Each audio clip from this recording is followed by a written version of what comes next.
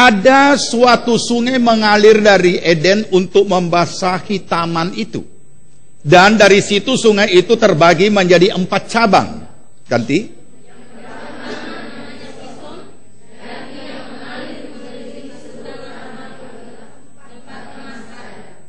Dan emas dari negeri itu baik. Di sana ada damar bedola dan batu krisopras.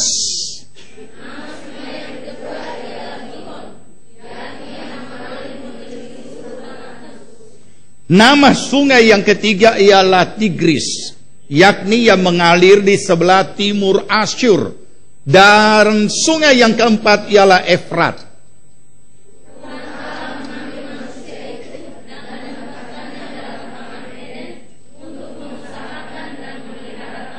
Baca sekali lagi ayat 15 sama-sama. Tuhan Allah mengambil manusia itu dan menempatkannya dalam Taman Eden untuk mengusahakan dan memelihara taman itu. Amin. Puji Tuhan. Silakan duduk. Dari ayat-ayat yang telah kita baca, kita akan belajar kebenaran firman Tuhan dari hal mengusahakan dan memelihara.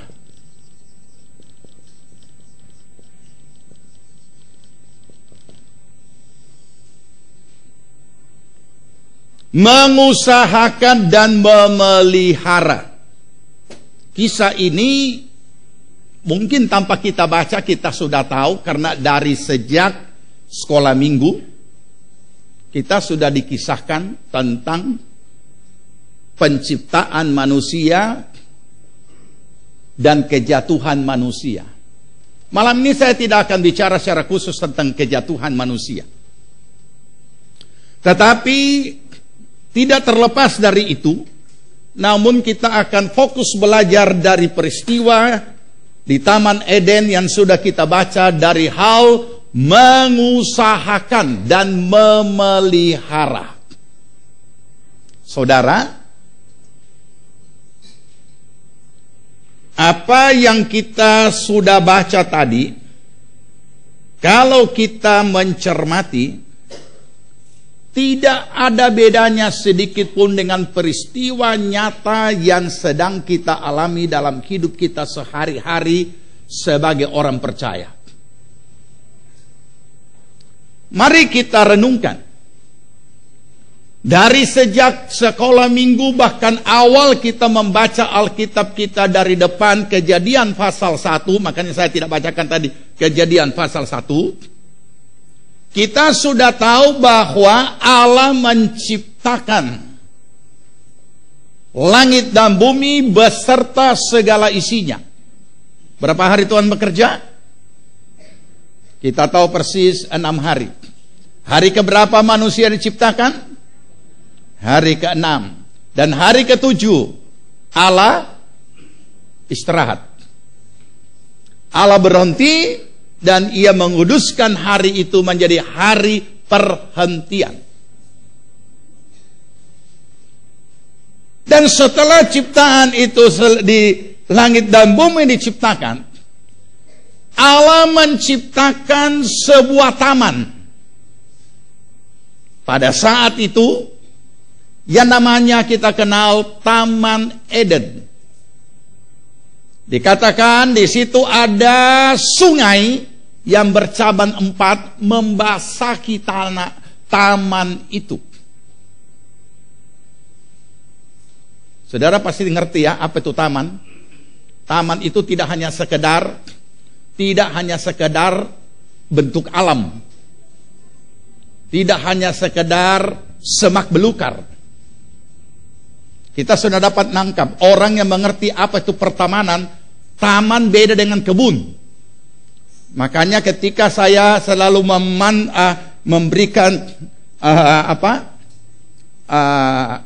memberikan arahan-arahan apa yang harus dilakukan dan memperindah Bukit Doa, saya katakan buat taman bukan kebun. Kenapa? Karena banyak orang yang suka tanaman-tanaman hias, tapi dia tidak tanam seperti taman, dia bikin seperti kebun. Beda. Cara membuat kebun beda dengan cara membuat taman.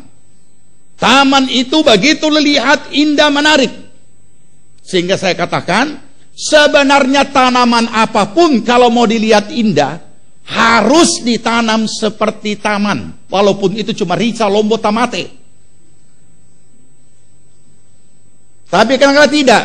Dibikin, tahu kalau kebun, persis bikin itu kalau itu jenazah baru dimasukkan liang lahat, dibikin apa?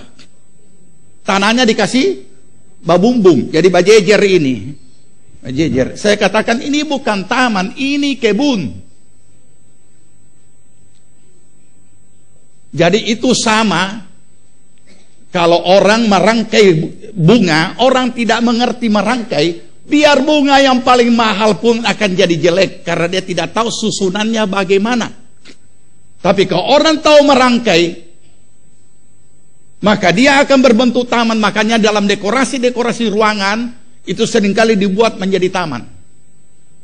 Bagi jemaat-jemaat yang sudah cukup lama di gereja ini pasti pernah dan masih ingat ketika satu tembok podium ini saya jadikan taman dan ada air terjun turun dari plafon.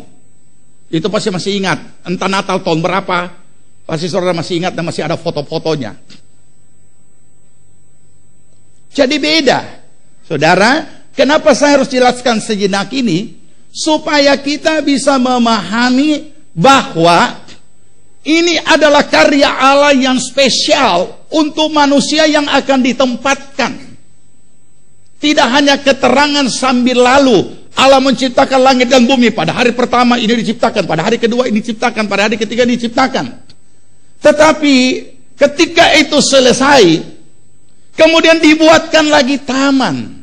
Dan dikatakan ada sungai yang kemudian bercabang 4, ada namanya sendiri-sendiri yang punya arti untuk membasahi seluruh taman itu. Dan ada tambang emas di situ, bukan cuma tambang, tetapi di situ ada emas yang berkualitas baik. Kualitas entah nomor berapa. Kualitas, dikata Alkitab berkata yang baik.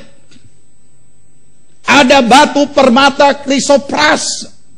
Saya tidak mampu menjelaskan secara mendetail, tapi orang yang ahli batu, dia akan bisa lihat sampai pagi. Itu orang yang ahli batu, keker punya keker, itu apanya yang dikeker. Itu kalau orang hobi batu. Ada. Pak, makan jok, tunggu bak keker dulu. Nah, saudara, dan manusia itu pun ditempatkan di sana.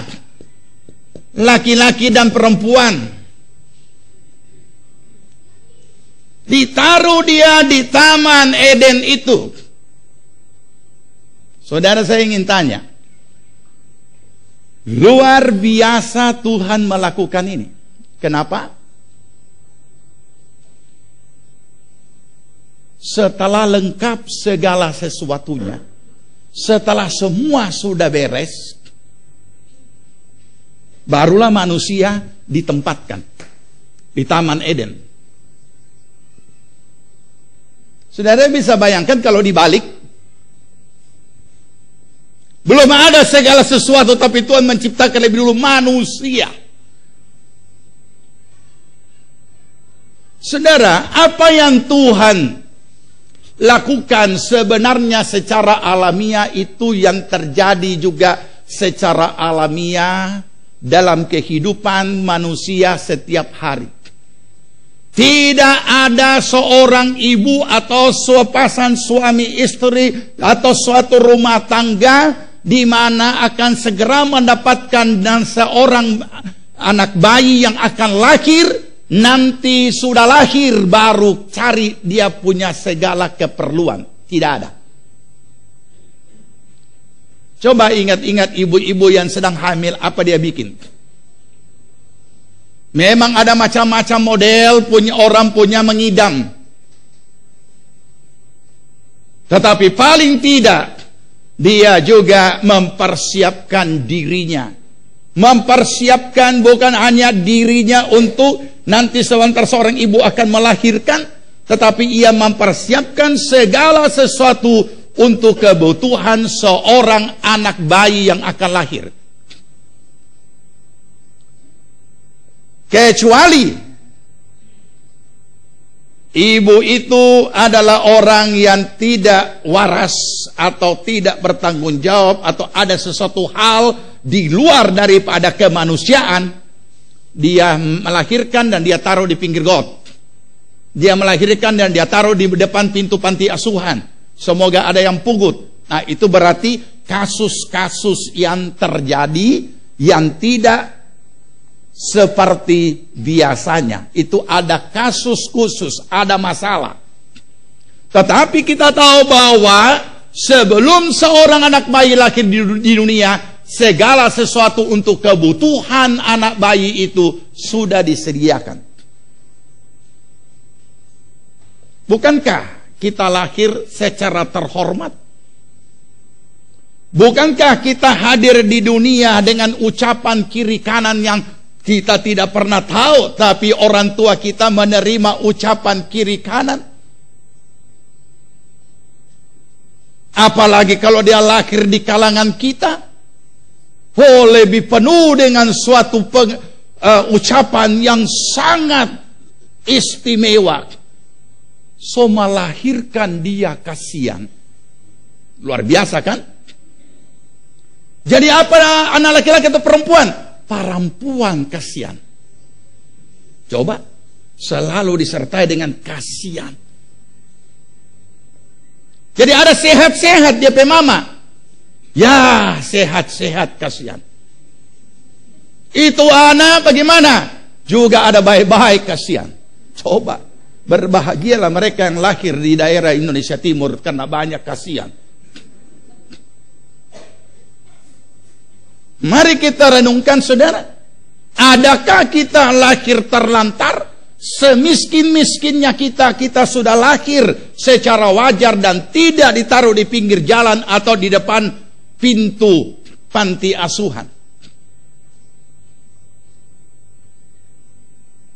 Allah telah melakukan seperti itu. Bahkan Allah sudah memfasilitasi segala sesuatu untuk keberadaan mereka di Taman Eden itu. Menikmati.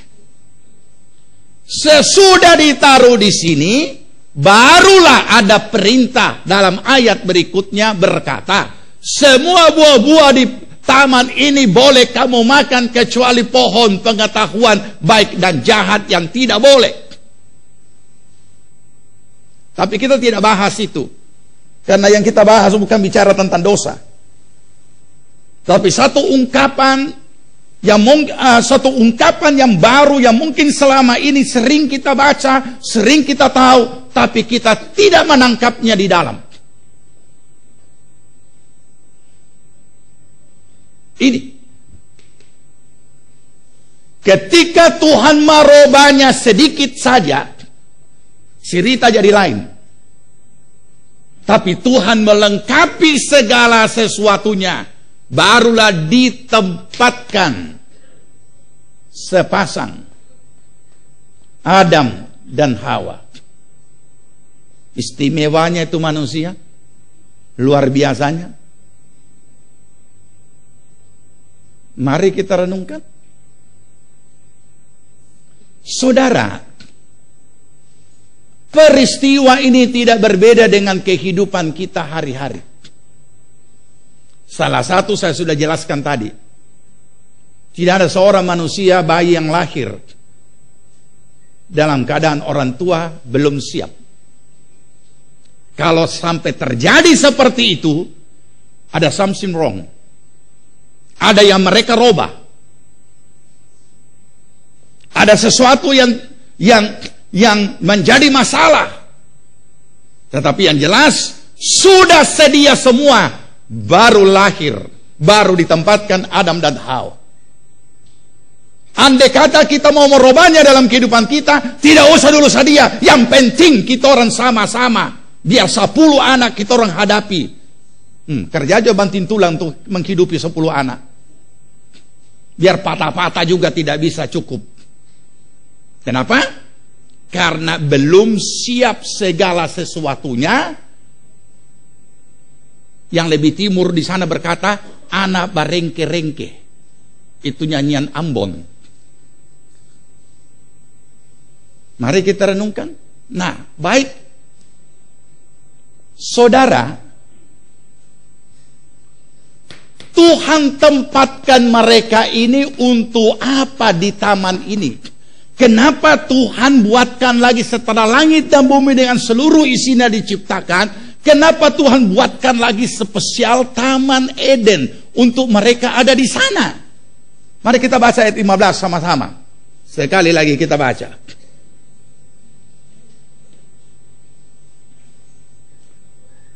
Ayat 15. Sudah dapat? Iya. 2, 3. Tuhan Allah mengambil manusia itu dan menempatkannya dalam Taman Eden untuk apa? Untuk mengusahakan dan memelihara taman itu. Tidak sulit kan? Bukan seluruh dunia kan? Taman itu.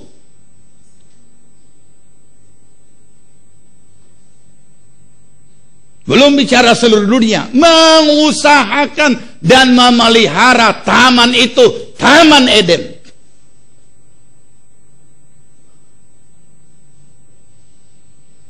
Itu tujuannya Tuhan tempatkan itu manusia. Itu tujuannya Tuhan tempatkan itu Adam dan Hawa. Itu kehendak Tuhan untuk Adam dan Hawa lakukan.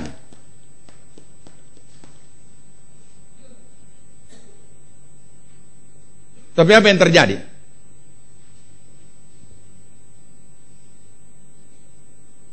Apa mereka lakukan?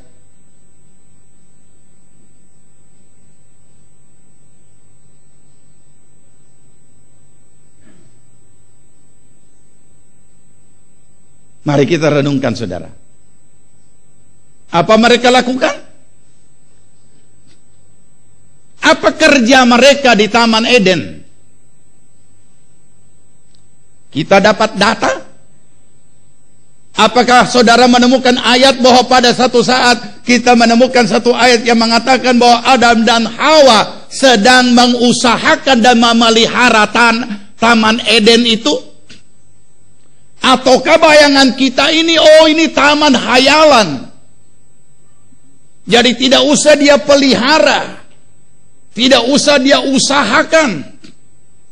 Tuhan yang menciptakan, Tuhan yang memelihara, Tuhan yang mengusahakan. Bukan, yang kita baru baca dalam ayat 15 tadi, bahwa mereka tujuannya Tuhan menaruh mereka di sini untuk mengusahakan dan memelihara taman itu. Tidak ada keterangan ayat yang mengatakan mereka mengusahakan dan memelihara taman itu. Sampai pada satu saat mereka bertemu dengan iblis. Apa kerjanya Adam dan Hawa waktu ketemu iblis? Yang kemudian menyerang mereka dengan memutarbalikkan firman Tuhan. Apa kerjanya mereka? Apa yang sedang mereka lakukan? Dari sekolah minggu kita sudah tahu. Apa yang mereka sedang lakukan? Yang saudara temukan dalam Alkitab saudara? Mereka sedang apa waktu ketemu iblis? Atau ketemu si ular tua itu? Mereka sedang apa? Buka Alkitab, temukan di situ. Mereka sedang apa? Karena kalau kita baca ayat 1 penciptaan, pasal 1, pasal 2 manusia ditaruh Taman Eden, pasal 3 sudah jatuh dalam dosa. Mereka sedang berbuat apa? Temukan dulu. Boleh lihat Alkitab. Kalau saudara lihat, saya tidak temukan jawaban. Mereka sedang apa? Adam dan Hawa ini sedang bikin apa waktu ketemu iblis? Ya, ada tertulis. Sedang apa?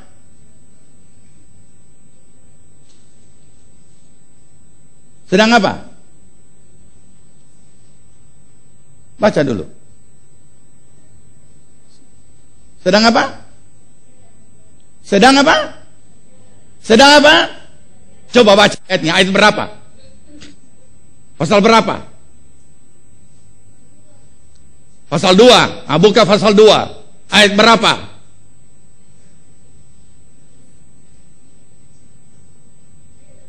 Ayat 24. Mari sama-sama baca. Itu adik sudah ditemukan. Oh, yang tua baru mau buka kacamata. Bukan, tak salah lagi. Aduh.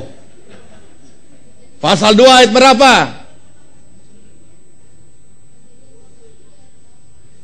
Pasal 3 ayat 8 baca. 2, 3. Sama-sama pasal 3 ayat 8. 2, 3.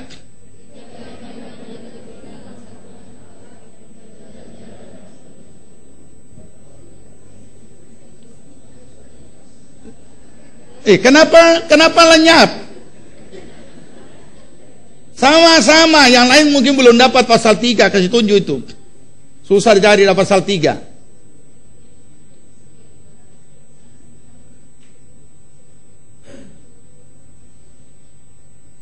Itu Tuhan. Tuhan yang berjalan-jalan dalam taman.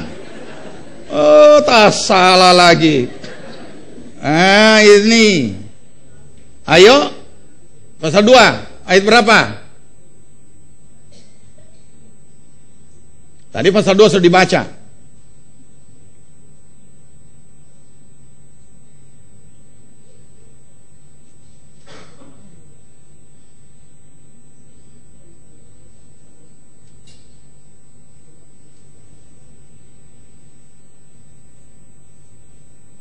Apa yang mereka sedang lakukan? Apakah mereka sedang memelihara taman itu?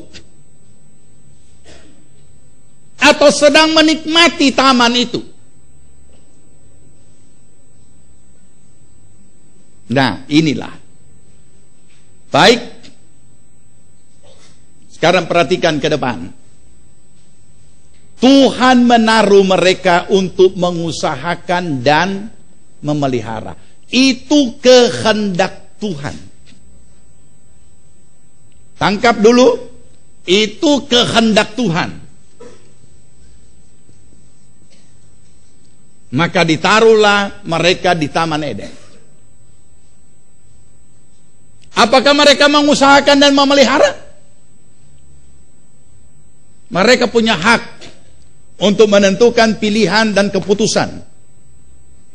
Karena memang setiap manusia dari sejak awal diciptakan dan diberikan hak asasi untuk memilih, memutuskan. Dan apa yang terjadi? Mereka jumpa dengan ular atau jumpa dengan iblis. Dan ketika jumpa dengan iblis, iblis memutarbalikkan firman Tuhan. Iblis tidak korek ini. Yang iblis putar balikan soal makan buah, bukan ini. Dan ketika mereka menjawab kepada iblis, mereka juga tidak mengangkat topik ini. Mengusahakan atau memelihara tugas mereka di situ. Saudara tahu, ini sebenarnya sangat simpel dimengerti. Tapi tidak bisa dianggap remeh. Dan kita tidak bisa ceroboh. Sebab ini hal yang banyak dianggap remeh tetapi fatal. Saudara tahu apa akibatnya? Sederhana. Tangkap kalimat yang paling sederhana ini. Kalau kita kembalikan di dalam kehidupan kita sehari-hari. Baik sebagai pria, laki-laki maupun perempuan, secara manusia sama. Kalau kita tidak melakukan kehendak Tuhan, tatkala sementara kita jalani hidup kita tidak melakukan kehendak Tuhan, maka kehendak lain yang akan kita lakukan, dan itu adalah dosa.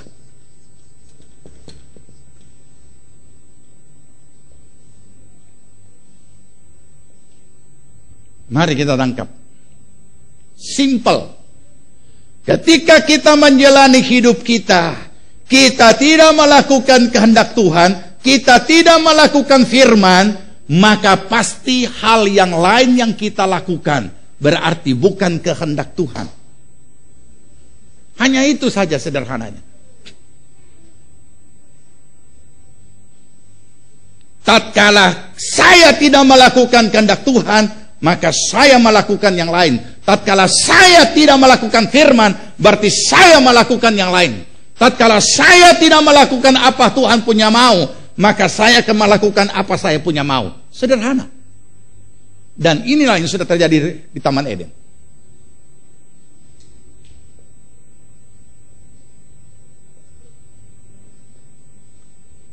Ini kisah yang dari sejak sekolah minggu, tapi mungkin tidak pernah terungkap seperti ini. Ketika Tuhan mengungkapkan ini menggetarkan saudara. Dan saudara tahu apa yang terjadi? Benar, mereka jatuh di dalam dosa.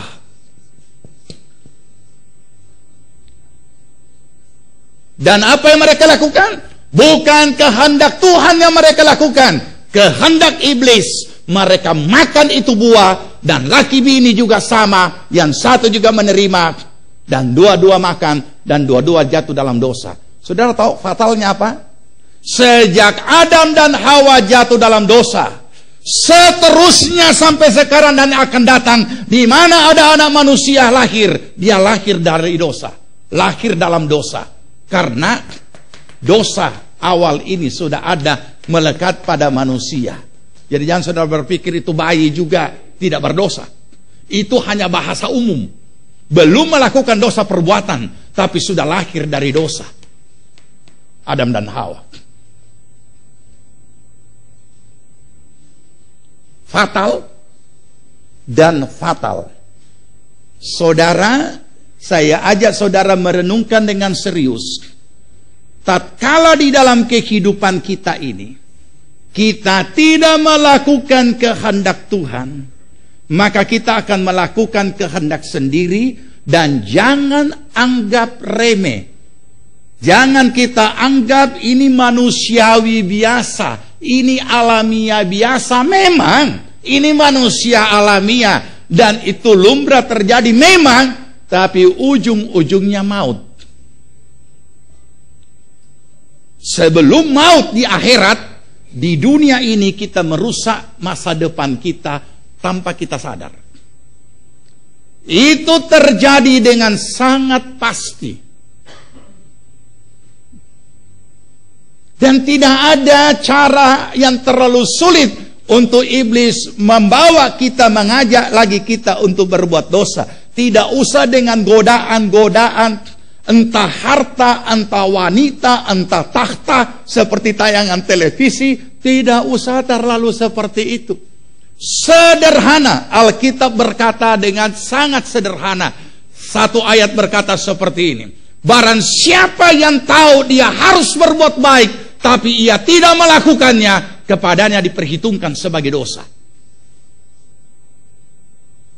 Ketika Roh Kudus berbicara dalam hati nurani kita untuk melakukan sesuatu, kita tidak lakukan, kita terlibat dalam dosa. Walaupun kita tidak melakukan secara langsung dosa itu, tetapi sudah terjadi. Begitu mudahnya iblis membuat kita menjadi orang, kembali menjadi orang berdosa. Begitu mudahnya. Dan jangan kita lupa, ini fatal. Akibat daripada manusia pertama ini tidak mengusahakan dan memelihara taman ini, kerjanya lain, iblis menerobos, dan kemudian mereka jatuh dalam dosa. Sederhana.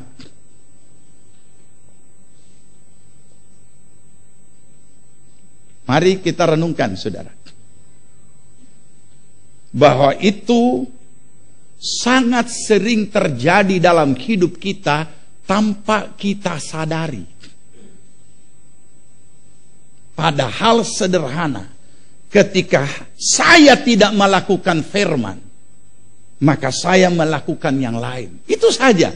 Ketika saya tidak melakukan kehendak Bapa di sorga, maka saya melakukan kehendakku sendiri. Sederhana. Dan ini fatal. Orang bisa mentoleransi dengan mengatakan itu manusiawi, tapi Tuhan tidak. Ini peristiwa di Taman Eden.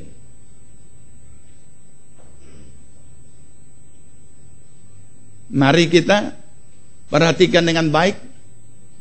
Nah, saudara, apakah sebenarnya arti mengusahakan dan memelihara?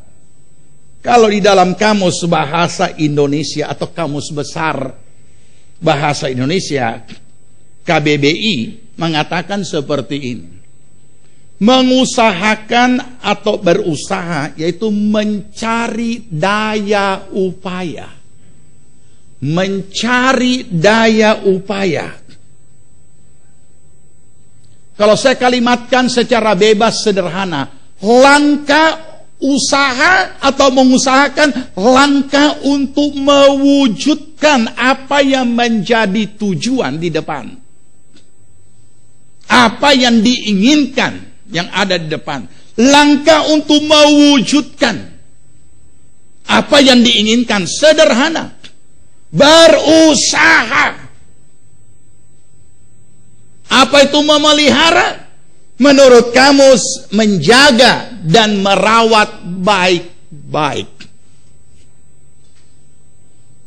Bayangkan setan itu bisa berjalan dengan leluasa di Taman Eden. Kenapa bisa ya? Saya kadang-kadang berpikir, kenapa bisa ini setan leluasa berjalan-jalan di Taman Eden dan jumpa dengan Adam? Kira-kira Adam dan Hawa ini tidak berjaga sampai mereka lolos jalan-jalan sadap-sadap? Apakah Taman Eden juga diciptakan untuk si setan?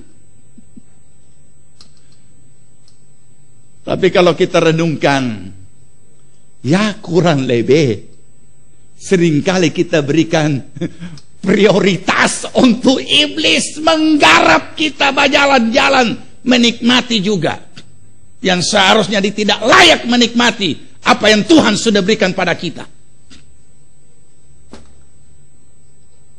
Nah, apa itu memelihara, menjaga dan merawat baik-baik? Kalau saya sederhanakan dalam kalimat adalah langkah untuk menjaga dan memelihara apa yang sudah dicapai. Sederhana. Dengan susah payah saudara ingin punya kendaraan. Saudara kerja jungkir balik dengan begitu rupa, dengan sungguh-sungguh mengumpulkan uang untuk ada kendaraan. Dan saudara mulai nikmati. Tercapai, saudara beli, saudara pakai.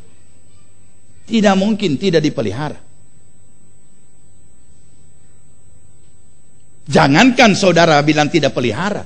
Dari pabrik saja sudah ditentukan sekian ribu kilometer ganti oli baru. Sekian ribu kilometer, apalagi kalau mobil. Bukan cuma oli mesin, ada lagi oli gardan, ada lagi minyak remnya, segala-galanya yang dibutuhkan dipelihara.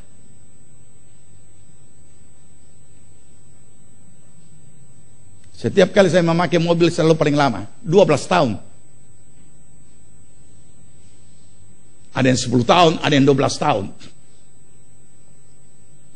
Dan tidak ada orang yang membangun dengan susah payah, begitu kepingin punya rumah sendiri, begitu sudah ada rumah sendiri, tidak dipelihara. Tidak mungkin, saudara. Jadi itu adalah langkah yang dilakukan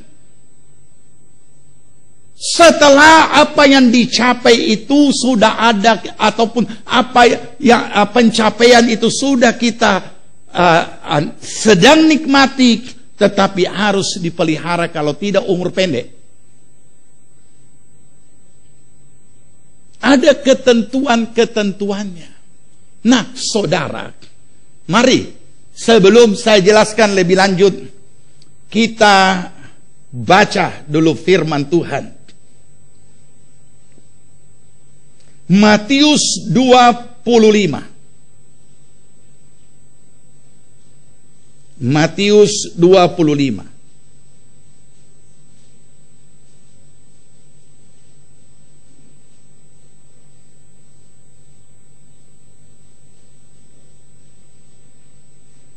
Kita akan baca bergantian. Kita baca seutuhnya kisah ini, supaya langsung kita bisa nangkap dan mudah pada saat dijelaskan.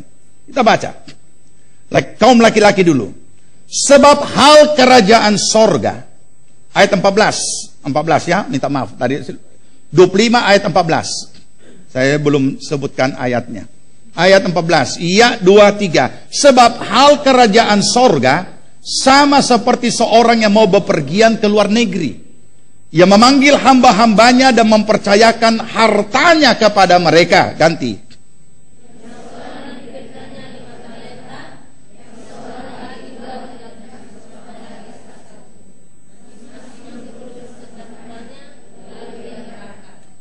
Segera pergilah hamba yang menerima 5 talenta itu. Ia menjalankan uang itu lalu beroleh laba 5 talenta. Ganti.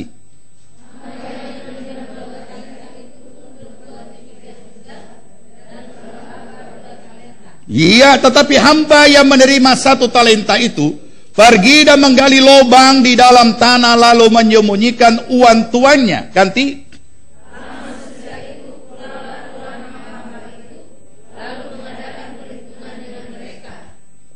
Hamba yang menerima 5 talenta itu datang, dan ia membawa laba 5 talenta. Katanya, Tuan, 5 talenta Tuhan percayakan kepadaku. Lihat, aku telah beroleh laba 5 talenta. Maka kata tuannya itu kepadanya, baik sekali perbuatanmu itu, hai hamba-Mu yang baik dan setia. Engkau telah setia dalam perkara kecil, aku akan memberikan kepadamu tanggung jawab dalam perkara yang besar. Masuklah dan duduk pada dalam kebangkitan Tuhan. Lalu datanglah hamba yang menerima 2 talenta itu. Katanya, Tuan, 2 talenta Tuhan percayakan kepadaku. Lihat, aku telah beroleh laba 2 talenta.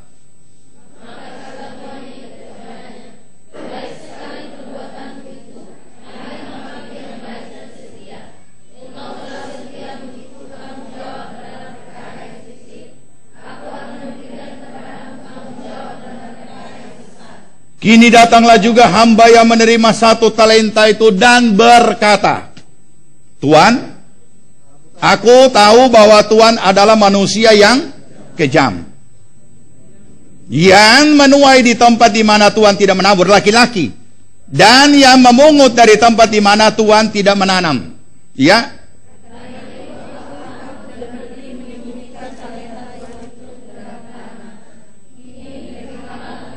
Ya, ganti.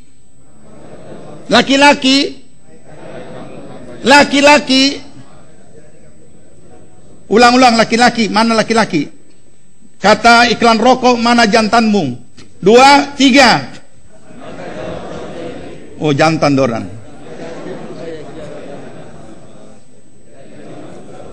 Oh, berubah lagi.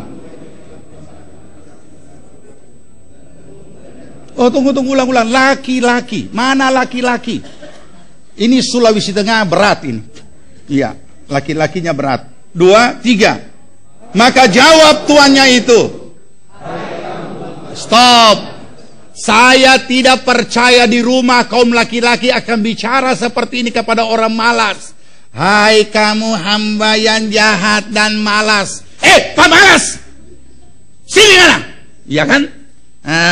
Ayo laki-laki. Laki-laki. 2, 3. Maka jawab tuannya itu, hai kamu, hamba yang jahat dan malas. Jadi kamu sudah tahu bahwa aku menuai di tempat di mana aku tidak menabur, dan memungut dari tempat di mana aku tidak menanam. Karena itu, saudara seharusnya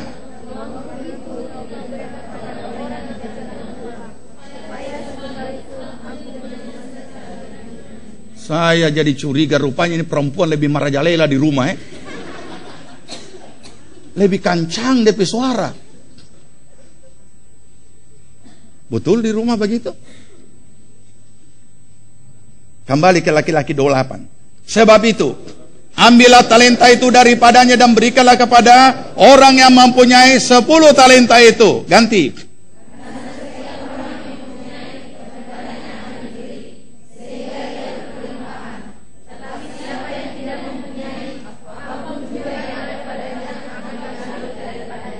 Dan campakkanlah hamba yang tidak berguna itu ke dalam kegelapan yang paling gelap. Di sanalah akan terdapat ratap dan kerta gigi. Orang bilang berbahagialah orang yang ompong, karena tidak ada lagi kerta gigi. Tabale. Lebih sakit kalau gusi dan gusi baku gosok. Hancur. Ya. Satu lagi ayat kita baca baru saya jelaskan. 1 Korintus pasal 4.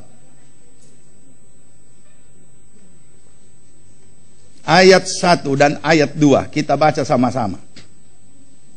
1 Korintus pasal 4. Ayat 1 dan ayat 2. Ya, demikianlah hendaknya orang memandang kami sebagai hamba-hamba Kristus yang kepadanya dipercayakan rahasia Allah, yang akhirnya dituntut dari pelayan-pelayan demikian ialah bahwa mereka ternyata dapat dipercayai. Sekarang saya jelaskan.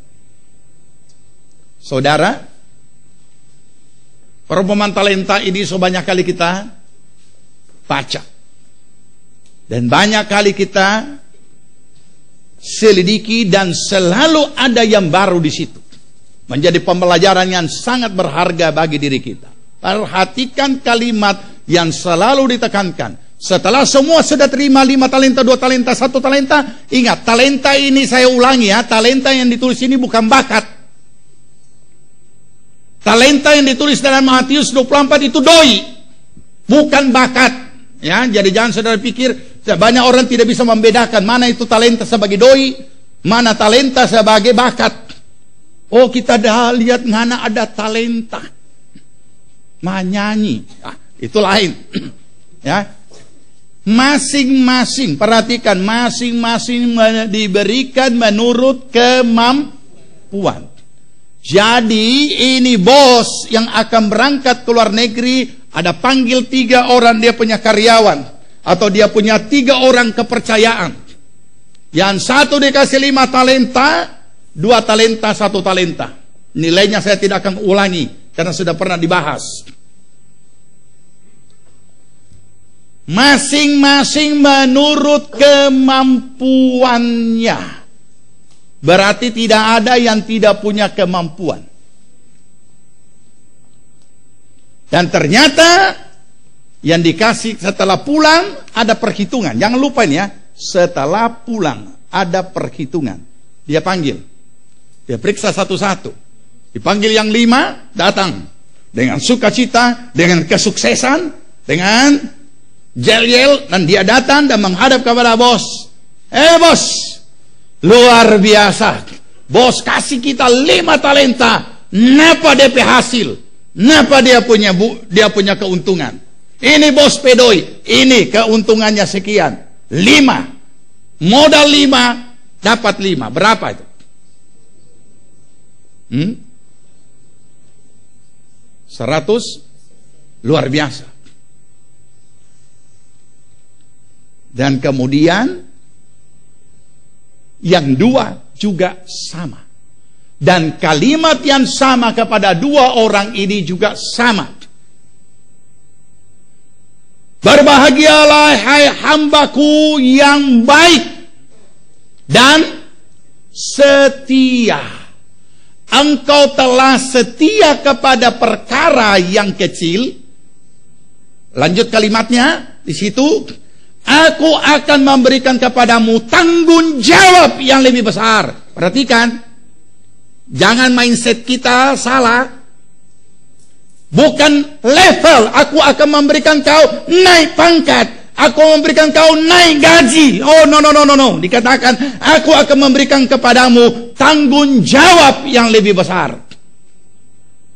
Jadi jangan lupa, orang yang menerima tanggung jawab yang lebih besar daripada yang semula, itu berarti dengan sendirinya dia naik pangkat, dengan sendirinya dia naik gaji, dengan sendirinya dia naik golongan, dengan sendirinya dia naik level. Karena tanggung jawab seorang lurah tidak sama dengan tanggung jawab seorang camat. Tanggung jawab seorang camat tidak sama dengan tanggung jawab seorang bupati. Makin tinggi level, makin besar tanggung jawab. Kalau kita bicara level, hanya bicara jabatan, kedudukan, kehormatan. Itu yang sedang terjadi di dunia sekarang ini. Orang-orang yang duduk bukan pikirkan tanggung jawabnya untuk melaksanakan dan mengabdi kepada masyarakat, tetapi menikmati nikmatnya dipanggil Bapak dan menikmati kehormatan duduk dalam jabatan. Itu yang sedang terjadi di mana-mana. Jangan ada jemaat GPWS seperti itu. Aku akan berikan kepadamu tanggung jawab yang lebih besar. Jadi jangan kita lupa, kalau ada jabatan yang lebih tinggi, ada level yang lebih besar, itu berarti tanggung jawabnya lebih besar. Perhatikan saudara, ini yang Tuhan sedang siapkan kita. Ini yang Tuhan sudah formatkan, bahwa setiap orang percaya bukan hanya diberkati apa adanya, atau Tuhan menyediakan seada-adanya. Tidak ada ayat yang menulis seperti itu. Yang Tuhan suruh tulis di dalam firman-Nya dalam Alkitab, yang kita temukan adalah Dia datang supaya domba itu beroleh hidup yang berkelimpahan. Tak lebih dari cukup. Bukan ekor tapi kepala, dan terus naik. Tapi kenapa cuma yang 5 dan yang 2? Kalau tadi kita katakan 5 dapat 5, berarti 100%. 2 dapat 2, 100%. Berarti maksimal. Terus kenapa yang 1? Ini modal kerja. Modal kerja, dikasih modal kerja. Dikasih 5, dikasih 2. Tapi kenapa yang dapat 1 ini sudah dikasih modal kerja, tapi simpan?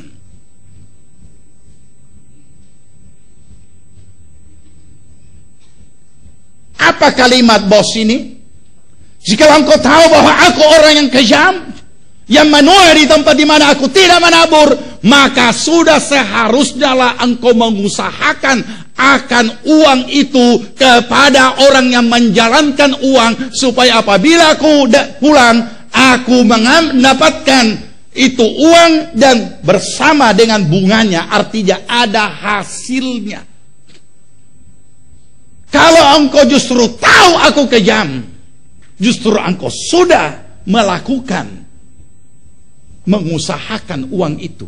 Istilah umum di sini, seputar itu uang supaya menghasilkan. Tapi dia tidak melakukan. Apa yang dia tidak lakukan?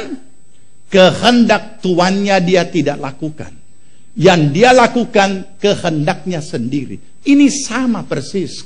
Ketika kehendak Tuhan kita tidak lakukan, yang kita lakukan adalah kehendak sendiri.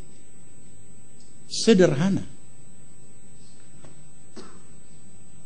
Sekarang perhatikan di papan tulis. Saya ingin bantu saudara dengan coretan-coretan. Pertanyaannya sekarang, apa yang dapat kita pahami lebih mendalam tentang mengusahakan dan memelihara ini? Adam dan Hawa tidak melakukan. Dia melakukan yang lain. Berikut. Orang yang dapat 5 talenta dan 2 talenta melakukan kehendak bosnya, tuannya. Dan dia mendapatkan hasil dan masa depan yang sangat menyenangkan. Ia masuk dalam kesukaan tuannya, masuk di dalam pesta. Sedangkan yang satu ini tidak melakukan kehendak tuannya, dia lakukan kehendaknya sendiri, dan dia dihukum. Dan ada ayat yang menarik di situ yang mengandung makna, sehingga kita tidak usah lagi menjadi bingung kenapa ada orang diberkati, kenapa ada orang tidak diberkati. Apa yang kita baca di situ? Ketika tuannya marah dan berkata, ambil itu talenta daripadanya dan berikan kepada yang 10.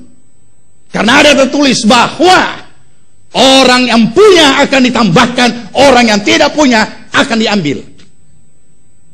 Ini jangan kita anggap remeh, saudara. Sehingga orang yang tidak memahami ini hanya mengatakan yang kaya tambah kaya, yang miskin tambah miskin. Lah inilah, ini. Kita harus bisa mengoreksi diri kita sendiri. Apa yang kita baca dalam 1 Korintus akan membantu kita merenungkan. Dikatakan kita adalah hamba-hamba Allah. Dan kepada kita diberikan rahasia iman. Kenapa? Karena dikatakan kita adalah orang kepercayaan Allah. Dan ayat 2 menulis, dan yang dituntut dalam hal ini bahwa orang-orang itu dapat dipercaya. Perhatikan, dapat dipercaya.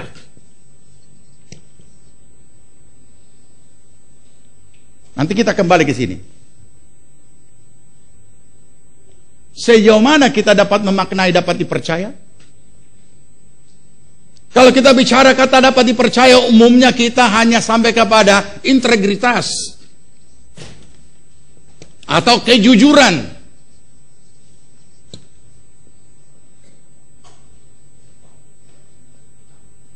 Dapat dipercaya bukan hanya bicara soal kejujuran. Tergantung perintah apa yang diberikan kepadanya. Tergantung komando apa yang diberikan kepadanya. Tergantung kepercayaan apa yang diberikan kepadanya.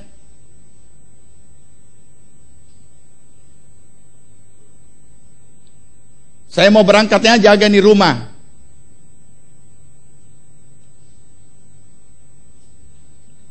Kenapa? Kenapa dia yang disuruh jaga? Dapat dipercaya. Ada teman saya seorang pengusaha. Dia setiap kali pulang dari tokonya, maka yang membawa uang yang ditaruh di sak terigu, begitu punya banyak penjualan hari itu, bukan dia yang bawa, pembantu rumah tangga.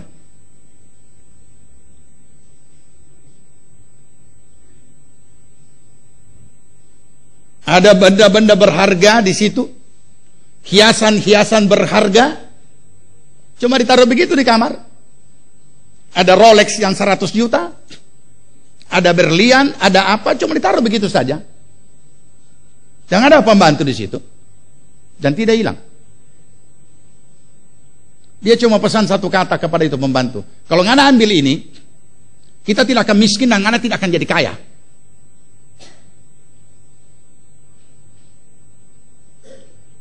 Hanya itu kalimat yang dia katakan. Jadi kalau kamu ambil curi ini barang, saya tidak akan pernah miskin dan kamu tidak akan pernah kaya. Dan tidak ada. Nah, kita kalau yang seperti ini konteksnya dapat dipercaya dalam bentuk kejujuran, tidak mencuri, tidak menipu, tidak korupsi, dan lain sebagainya. Sekarang pertanyaannya, kembali yang tadi, jaga rumah ini, kamu berangkat. Begitu pulang, hilang semua isi rumah. Tapi bukan dia yang curi, pencuri masuk. Sekarang apa hubungannya sekarang dengan kata dapat dipercaya? Apakah dia yang curi? Bukan. Tapi kenapa bisa pencuri masuk? Dia tidak jaga itu rumah, dia tidur. Bisa nangkap? Jadi kata dapat dipercaya ini tidak hanya bicara soal integritas, kejujuran, tetapi kata dapat dipercaya tergantung situasi, kondisi, dan perintah apa yang diberikan kepadanya untuk sesuatu dikerjakan. Kalau tadi diberikan 5 talenta, 2 talenta, dan 1 talenta, itu urusan doi. Untuk diusahakan, untuk diputar. Mereka dapat dipercaya. Yang 1 talenta juga dia tidak curi, dia tidak makan, malah utuh-utuh napa tuh bos pedoi. Ada 1 talenta, kita kasih kembali. Dia tidak curi. Jadi kita melihat di sini, kata dapat dipercaya ini tergantung apa isi kehendak Allah dalam hidup kita. Dan kata dapat dipercaya, apakah jenis-jenis atau bentuk-bentuk kehendak Allah yang difirmankan kepada kita, kita lakukan sesuai kehendaknya, berarti kita dapat dipercaya. Ini bukan cuma bicara kejujuran. Dia jujur tapi tukang tidur sehingga pencuri masuk. Dan dia dengan jujur berkata, kenapa bisa pencuri masuk? Bos kita tak tidur, bos. Jujur mengaku tak tidur, kita tidak dengar. Jujur itu. Tapi kinerja parah. Nah ini. Dengan demikian, sekarang contoh-contoh ini kita sekarang memahami dan bisa menangkap apa yang dimaksudkan mengusahakan dan memelihara. Ini baru keterangan umum. Nanti saat-saat akan datang baru kita bisa lanjut. Waktu tidak cukup bagi kita untuk menguraikan semua ini. Apa ini? Sebenarnya sederhana. Ini semua adalah aktivitas dan sekaligus proaktif dari pribadi setiap orang. Entah laki-laki, entah perempuan, di dalam menjalani hidupnya. Mengusahakan dan memelihara ini dua-duanya kata kerja. Ketika kita katakan berusaha, juga kata kerja. Dan ini tidak lain daripada manajemen. Jangan kita anggap remeh. Jangan kita ceroboh. Jangan kita hanya asal hidup.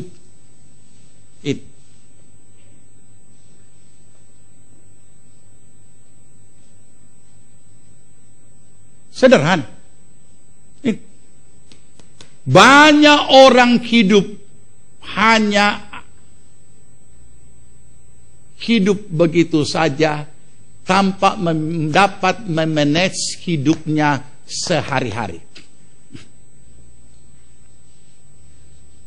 Jangan saudara anggap remeh, fatal. Akibatnya fatal, seperti apa yang sudah terjadi pada Adam dan Hawa. Dia tidak memanage taman itu, dia kena terobos oleh iblis. Dia tidak mengusahakan, apalagi memelihara.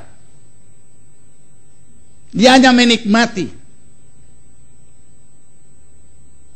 Jangan kita anggap remeh, karena tidak ada pergerakan hidup yang luput dari apa yang namanya manajemen. Saya seringkali jadi aneh. Ada orang yang sudah kuliah di perguruan tinggi yang namanya ilmu manajemen, tidak ada tanda-tanda bahwa dia memanage hidupnya. Bahkan sarjananya manajemen, tapi tidak ada dia punya tanda-tanda bahwa dia memanage hidupnya. Terus apa ini? Saya katakan jangan anggap remeh. Baik di seberang sana kita bisa kehilangan, dan di dunia ini bisa melarat.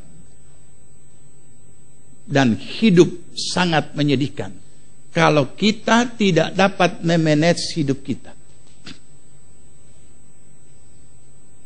Jangan lupa, selalu sudah ditanamkan di sini bahwa perjalanan hidup manusia itu seiring dengan perjalanan waktu yang ada.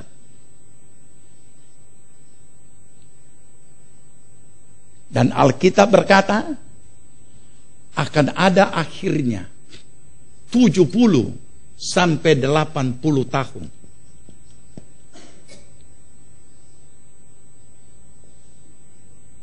Orang SD masuk sekarang usia 7 tahun. Dulu masih bisa 5 tahun, 6 tahun, sekarang 7 tahun. Semua. Ada masa bayi, ada masa kanak-kanak, ada masa remaja, ada masa pemuda, ada masa dewasa muda, ada masa dewasa, ada masa berkeluarga, ada masa jadi ayah dan ibu, ada masa jadi oma dan opa, terakhir mati. Selesai. Kita mau umur berapa? 80? Orang masih senang kalau kita hidup 80 asal tidak bikin susah orang.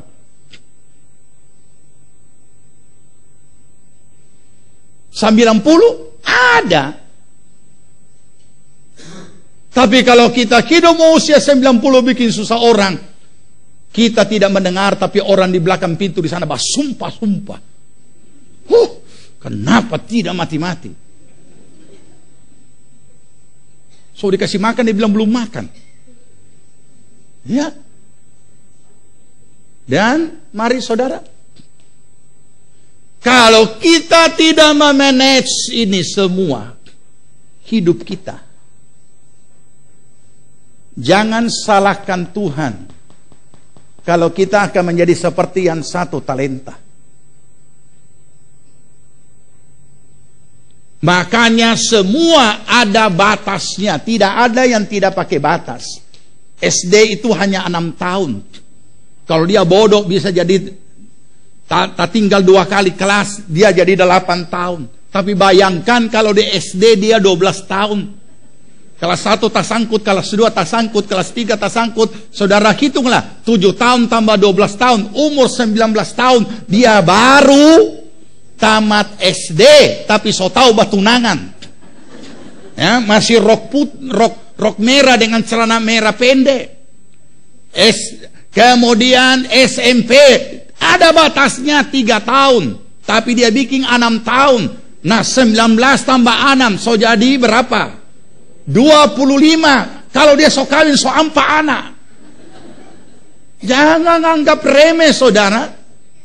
Tambah lagi SMA 6 tahun, 31 tahun baru dia selesai SMA. Setengah hidupnya di dunia sudah hilang.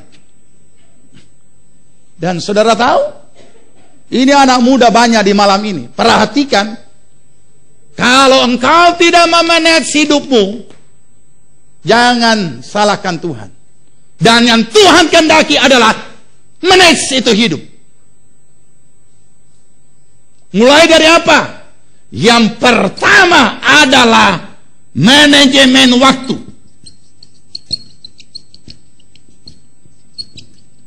Ini dulu yang pertama dari segala-galanya. Oleh karena kita hidup sejalan dengan berjalannya waktu. Jangan lupa saudara, 40 tahun Kalau saudara sehat baru mulai pakai kacamata 40 tahun. Kenapa pakai kacamata? Sehat dengan tidak sehat yang jelas so harus, karena so mulai kabur.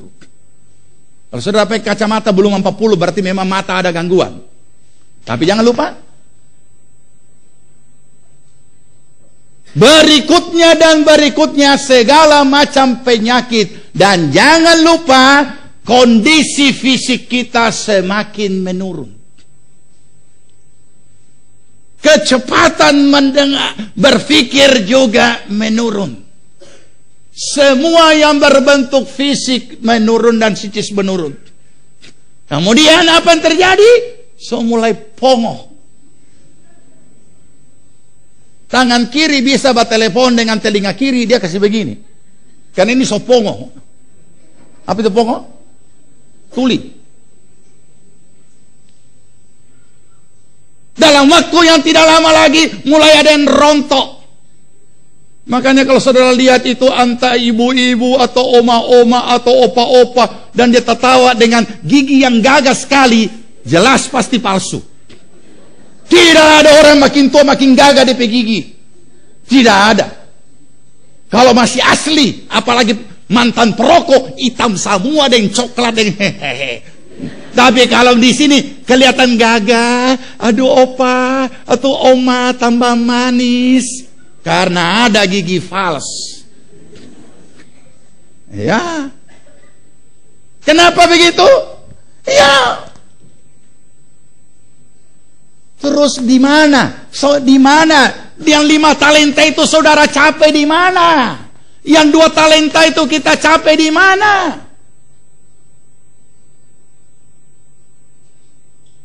Saudara tahu? Di dalam ruang waktu yang ada, di sini banyak peristiwa terjadi. Ada pergerakan-pergerakan hidup di sini. Dan ini pun juga perlu dimanage sampai kita menjadi cakap menghadapi segala persoalan. Kalau tidak dimanage ini, maka segala peristiwa-peristiwa yang terjadi di dalam ruang waktu ini akan merubah nasib kita. Makanya Tuhan katakan usahakan dan pelihara.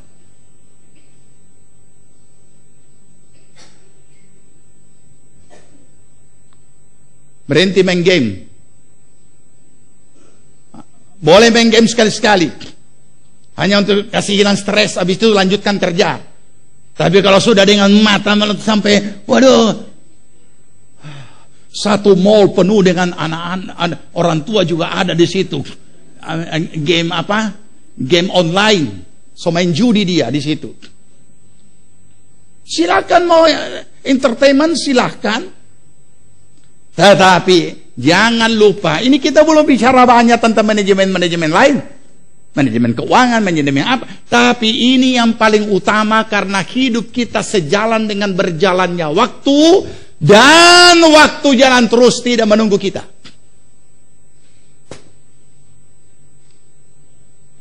Renungkan. Dan pulang sebentar. Mulailah belajar. Ini malam, ambil kertas, ambil pulpen, tulis. Besok pagi saudara bangun jam berapa? Apa yang mau dikerjakan? Apa ini? Suami-suami yang punya istri yang cuma tahu beres, suruh dia bikin ini malam. Mam, kerjakan.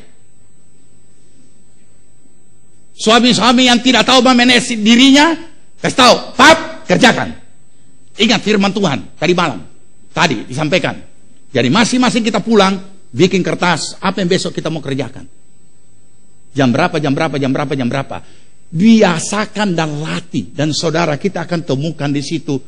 Dan kita bisa perbaiki apa yang tidak baik. Kalau tidak bukan main, bangun jam 10, jam 11, bangun jam 12.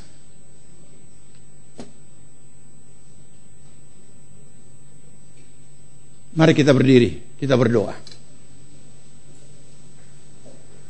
Kita tidak mau menyia-nyiakan pengorbanan yang Allah sudah lakukan dan darah yang telah tercurah di atas kayu salib seperti pujian yang kita nyanyikan tadi. Kita datang di hadapan Tuhan, kita bangkit berdiri dan kita bawa hidup kita masing-masing. Nanti kita akan belajar lebih lanjut.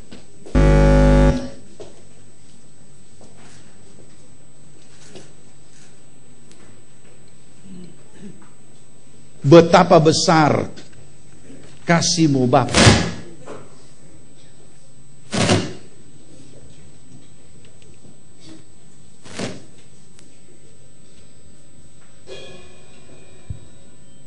Terima kasih Tuhan.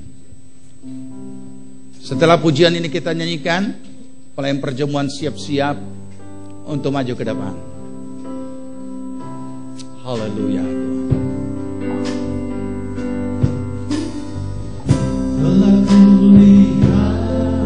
Amin, amin. Kita bukannya melihat, bahkan kita sudah alami dan menikmati kasih Bapa di sorga. Amin Tuhan.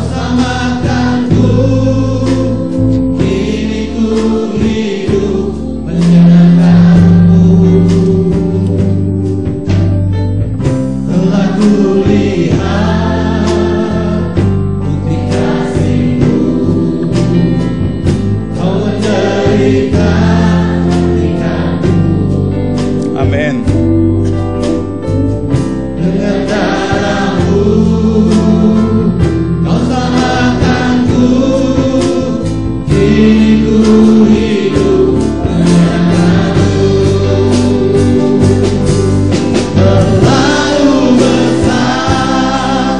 Kasih-Mu Bapa, pengorbanan yang Kau berikan bagiku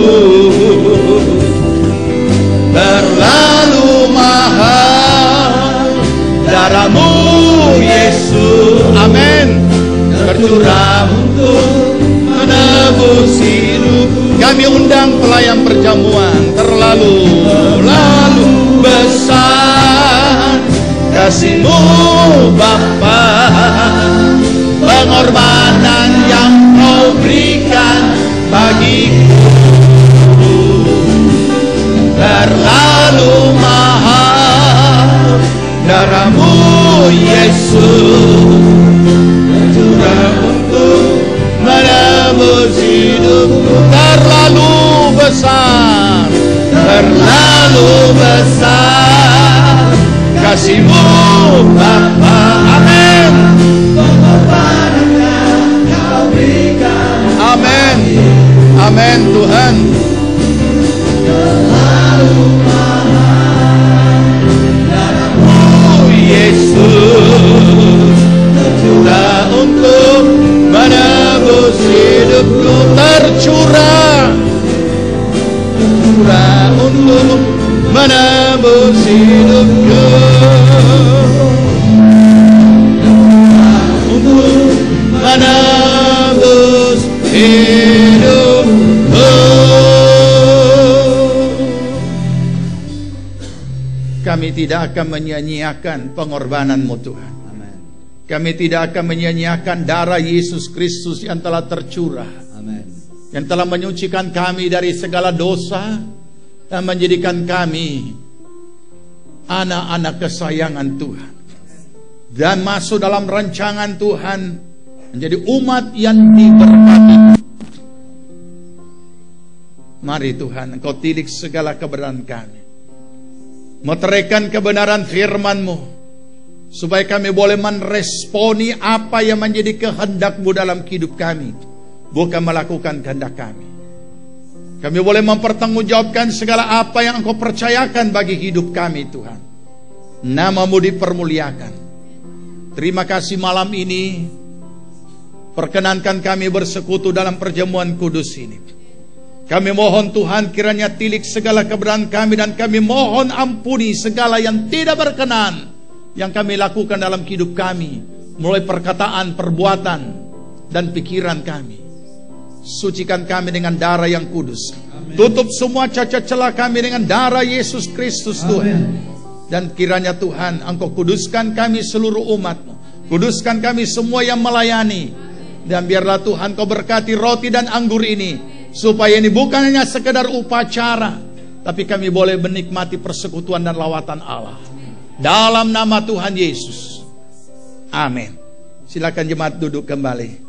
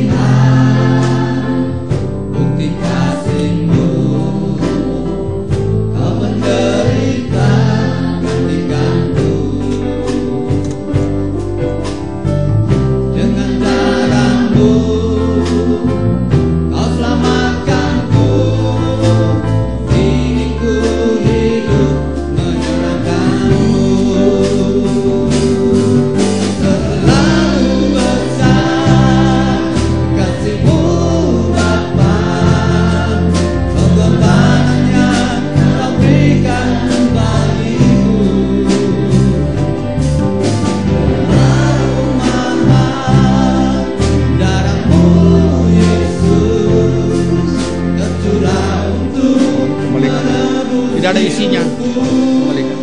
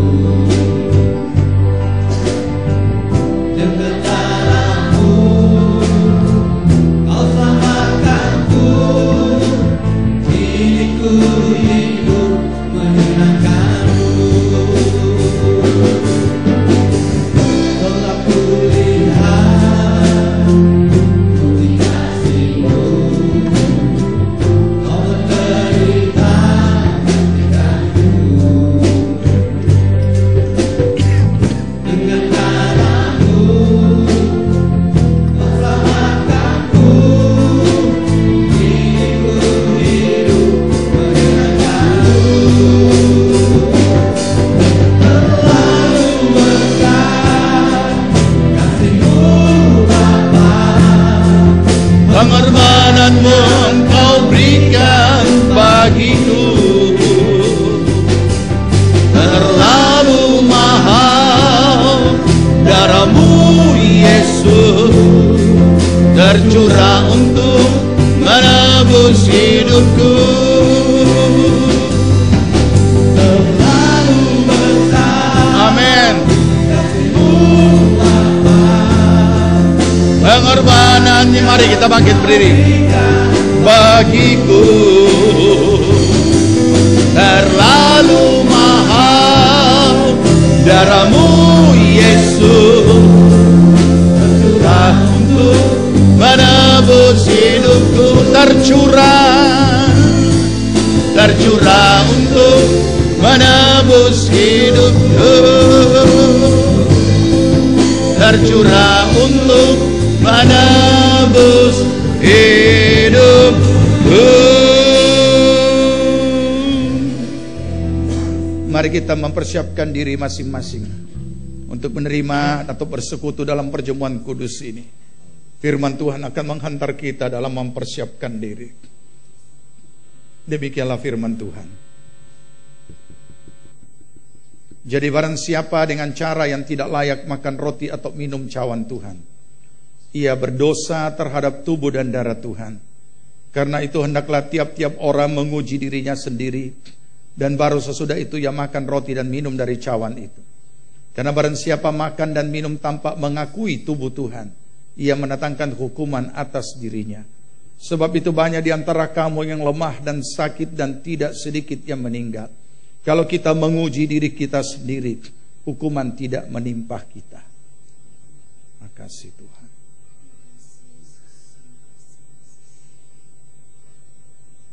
Jika saudara telah siap, angkat roti di hadapan hadirat Tuhan dan dengarkan firman-Nya. Sebab apa yang telah kuteruskan kepadamu telah aku terima dari Tuhan, yaitu bahwa Tuhan Yesus pada malam waktu Ia diserahkan, mengambil roti dan sesudah itu Ia mengucap syukur atasnya. Ia memecah-mecahkannya dan berkata, inilah tubuhku yang diserahkan bagi kamu. Perbuatlah ini menjadi peringatan akan daku. Jemaat yang dikasihi Tuhan, bukankah roti yang kita pecah-pecahkan ini adalah persekutuan di dalam tubuh Kristus? Amin. Maka yang percaya dan penuh syukur dalam nama Tuhan Yesus.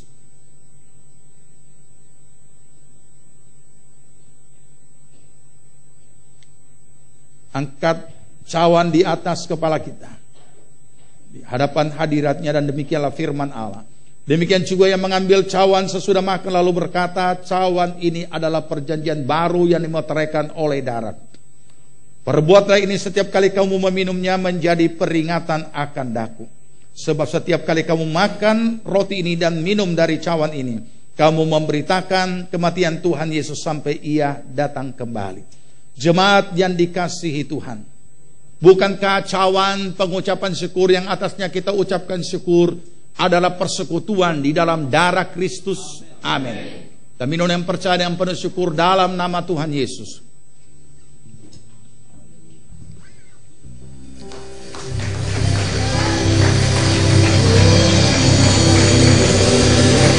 Haleluya, haleluya, haleluya, haleluya, haleluya.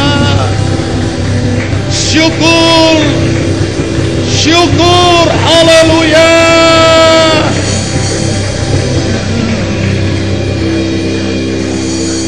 Bersyukur, bersyukur, bersyukur,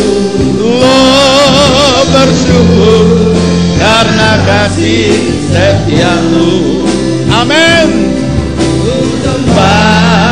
Ku sembah dan ku sembah selama hidupku. Ku sembah Kau. Bersyukur, bersyukur, bersyukur, bersyukurlah, bersyukur karena kasih setiamu. Amin. Ku sembah, ku sembah, ku sembah dan ku sembah selama hidupku. Ku sembah Kau Tuhan selama hidupku.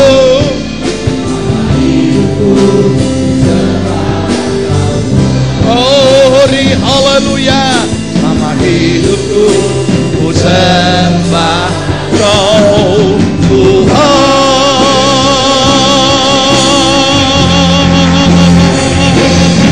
Haleluya. Amin.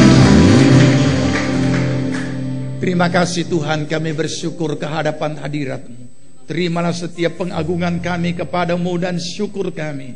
Dan kiranya Roh Kudus senantiasa bekerja dalam kehidupan kami, untuk kami boleh melakukan segala kehendak-Mu dan menyenangkan hati Tuhan. Kami percaya malam ini Engkau sudah melawat kami, Engkau sudah menjamah setiap pribadi, Engkau sudah mengadakan pemulihan. Terpujilah nama-Mu Tuhan.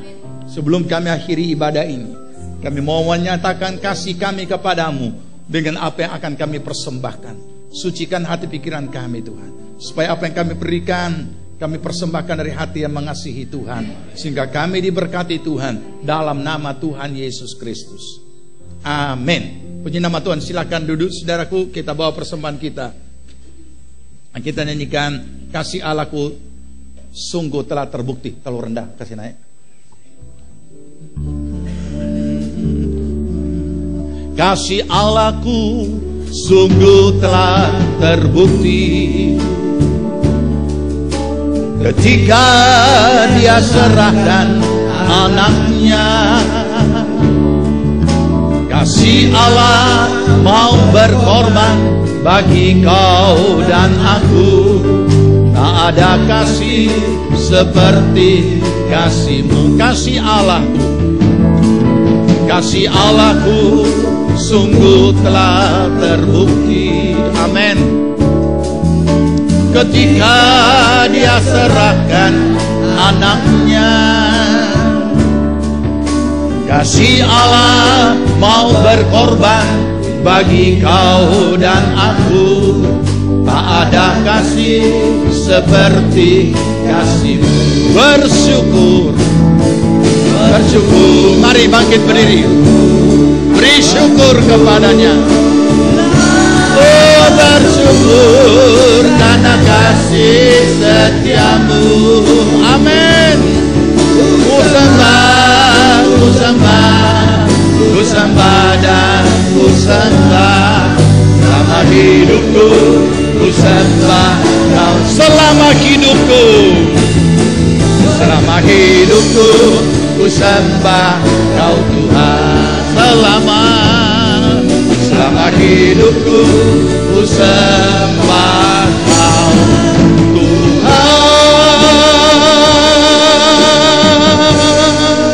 Haleluya, haleluya, haleluya. Jemaat Tuhan yang dikasihi Tuhan, terimalah berkat damai sejahtera dari Tuhan Yesus Kristus. Kecintaan Allah Bapa dan dalam persekutuan Roh-Nya yang kudus adalah kiranya tinggal menyertai kita sekalian. Dibuatnya kita hidup bijaksana, sehingga berhasillah segala apa yang kita kerjakan sampai berkelimpahan dari sekarang sampai Tuhan Yesus datang kembali. Amin. Puji Tuhan, kita bersatu teduh sebelum pulang. Tuhan Yesus memberkati.